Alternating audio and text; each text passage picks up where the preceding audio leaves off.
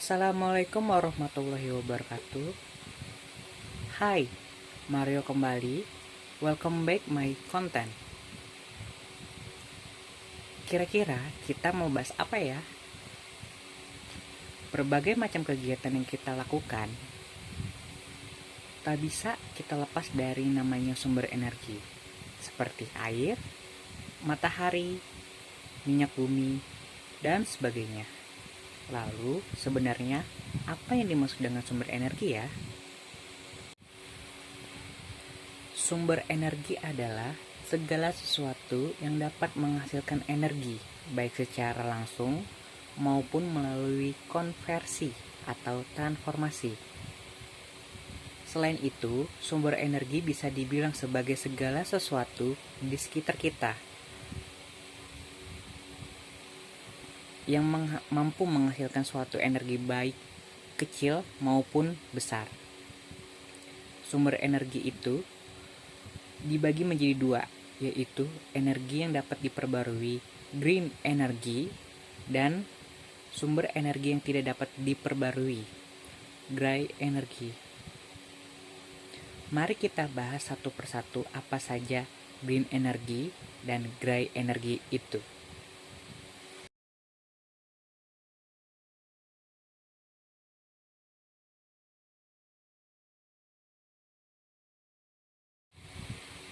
Green energy atau energi terbarui adalah energi yang berasal dari proses alam yang berkelanjutan, seperti tenaga surya, tenaga air, arus air, proses biologi, dan panas bumi.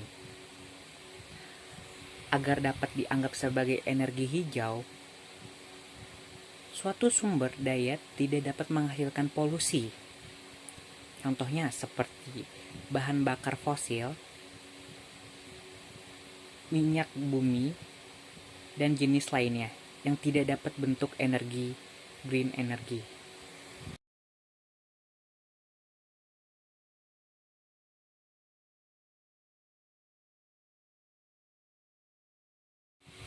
Tenaga surya. Adik-adik tahu gak tenaga surya itu apa? Tenaga surya adalah jenis energi terbaru yang umum ini biasanya diproduksi menggunakan sel fotovoltaik yang menangkap sinar matahari dan mengubahnya menjadi listrik. Tenaga surya juga digunakan untuk memanaskan bangunan dan untuk udara panas serta memasak maupun penerangan di rumah. Tenaga surya kini sudah terjangkau untuk digunakan keperluan rumah tangga, termasuk penerangan taman. Tetapi, meskipun tenaga surya juga digunakan dalam skala lebih besar untuk memberikan daya pada suatu lingkungan.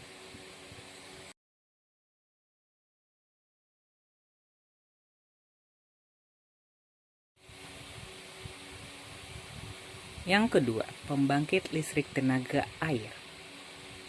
Pembangkit listrik tenaga air adalah jenis energi yang biasanya menggunakan aliran udara di sungai, sungai kecil, bendungan, atau tempat lainnya untuk menghasilkan energi listrik. Pembangkit listrik tenaga air bahkan dapat bekerja dalam skala kecil dengan menggunakan aliran udara melalui pipa-pipa di rumah, atau dapat berasal dari penguapan, curah hujan, atau pasang surut air laut. Pembangkit listrik tenaga air ini termasuk ke dalam green energy dan tergantung pada bagaimana energi tersebut diciptakan.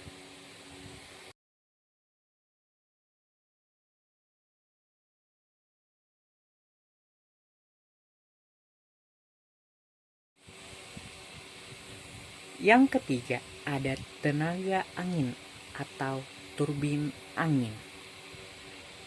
Nah, adik-adik tahu tidak apa itu turbin angin? Teknologi turbin angin yang telah efisien telah memungkinkan pemanfaatan potensi energi angin di wilayah yang lebih luas. Peneliti dan pengembang baterai juga menyimpan energi telah membantu mengatasi kendala fluktuasi pasokan energi angin.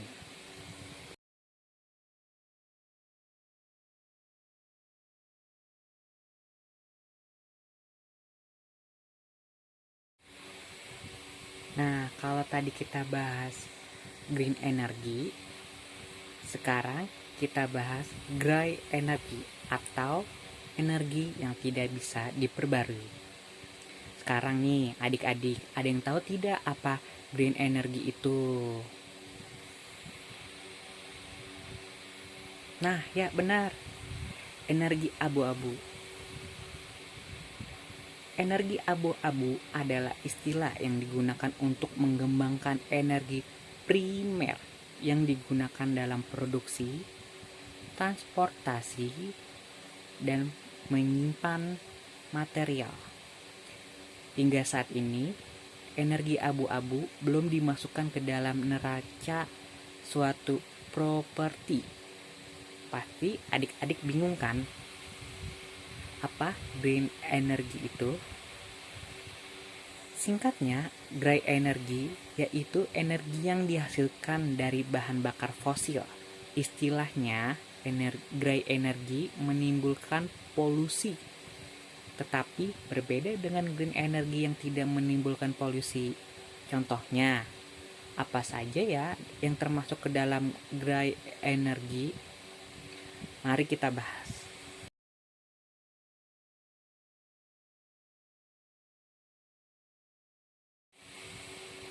Yang pertama, ada minyak bumi.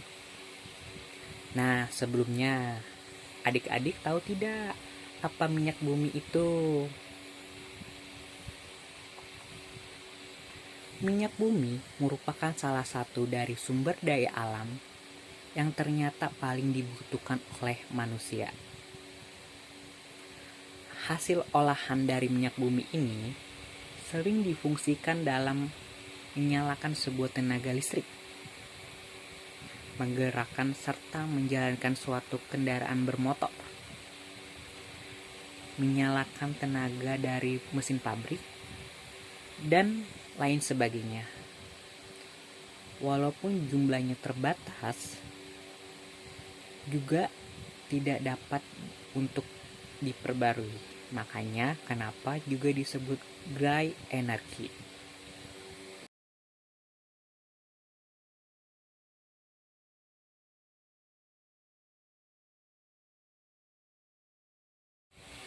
Yang kedua, ada batu bara. Batu bara sering digunakan sebagai sumber dari energi. Contohnya, sebagai bahan bakar untuk kereta api, dan ada juga kapal laut.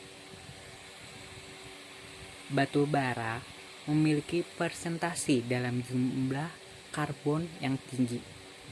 Karbon-karbon tersebut nantinya dapat diolah manusia untuk difungsikan menjadi sumber energi, bahan bakar kereta dan kapal laut.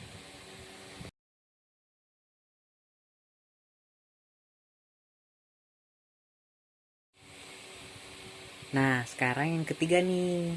Adik-adik tahu tidak apa itu gas bumi?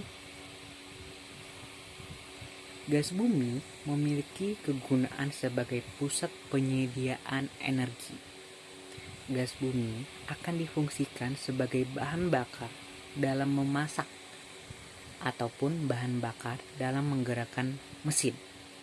Namun, dengan jumlah yang sangat terbatas serta tidak dapat diperbarui, makanya kenapa energi ini disebut juga dengan gray energy.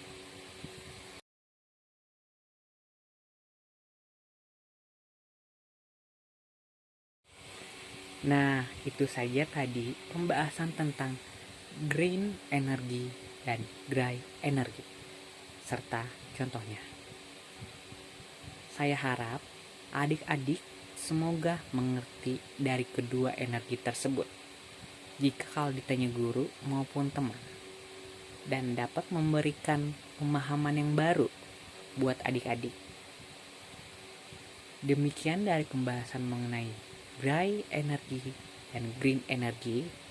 Sekian dari saya dan sampai jumpa. Wassalamualaikum warahmatullahi wabarakatuh.